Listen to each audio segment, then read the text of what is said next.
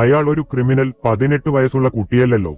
ആസിഫ് അലിയുടേതായി അടുത്തിടെ റിലീസ് ചെയ്ത സിനിമകളിൽ ഏറ്റവും കൂടുതൽ ചർച്ചയായിട്ടുള്ളതും പ്രശംസ നേടിയിട്ടുള്ളതുമായ സിനിമയാണ് കെട്ടിയോളാണ് എന്റെ മാലാഖ.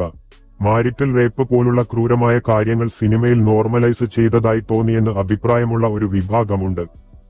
സ്ലീവാച്ചനെ നോർമലൈസ് ചെയ്ത് ഗ്ലോറിഫൈ ചെയ്യരുതായിരുന്നുവെന്ന് പറയുകയാണ് അഡ്വക്കേറ്റ് ഷൈല റാണി.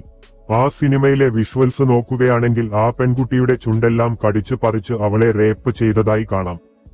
ആ കഥാപാത്രം എഴുന്നേൽക്കാൻ വയ്യാതെ ഹോസ്പിറ്റലൈസ്ഡ് ആകുന്നതായി കാണിക്കുന്നുണ്ട്.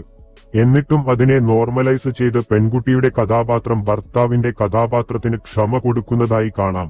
ആ കഥാപാത്രം ശരിക്കും ക്രിമിനലാണ്. ക്രിമിനലായ ഒരാൾക്ക് മാത്രമേ ഇതുപോലെ കടിച്ചു പറിക്കാനൊക്കെ പറ്റുകയുള്ളൂ.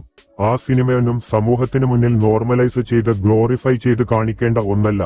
ഇത്തരം സിനിമകൾ സമൂഹത്തിൽ എത്തുമ്പോൾ റേപ്പ് പോലുള്ളവ നോർമലൈസ് ചെയ്യുന്നത് പോലെയാകുമെന്നും ഷൈല റാണി ഒരു മീഡിയക്ക് നൽകിയ അഭിമുഖത്തിൽ പറഞ്ഞു.